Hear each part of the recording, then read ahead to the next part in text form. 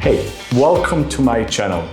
I'm personally very passionate about essentialism and entrepreneurship, and especially where the two areas overlap.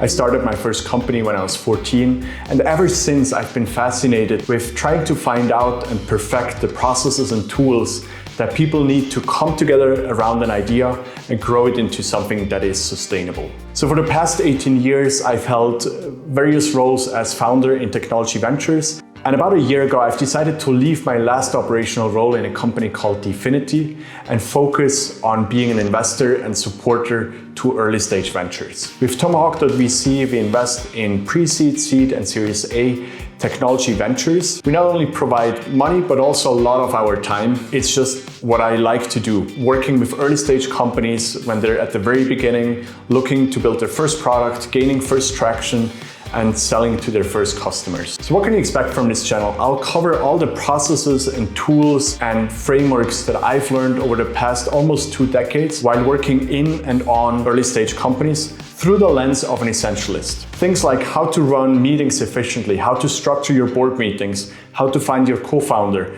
how to decide when it's a good time to raise, what valuation to raise at, how to pivot, how to resolve conflict, and lots more processes, especially around how to do it all remotely with a remote team across multiple geographies, and how to set yourself up for global success from the get-go.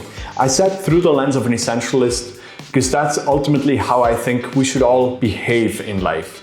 Life is way too complicated, there's way too much content for us to consume, so it's become more and more important over the last 20 years that we focus on what is essential for us. One of the most visual ways I've done this in my personal life is by getting rid of everything but 64 things, living completely on the road for more than 3 years. At some point I realized that it was so important for me to be able to constantly travel and expose myself to all the projects that I'm involved with, that it was less important to have a home and a constant place. So I've given up on everything, canceled my flat, I packed just a backpack full of things, and I set out to work and learn from as many projects as possible. And that was a very fun time. Since then, I've now settled down a bit more again in Switzerland. I currently have a place which came in handy during this year's Corona crisis, but I still always look for the 80-20 principle in things. What is really essential and gives me a ton of value, and what are the other 80% that just drain energy from me. So I still own less than 50 personal items, and I keep everything that's not absolutely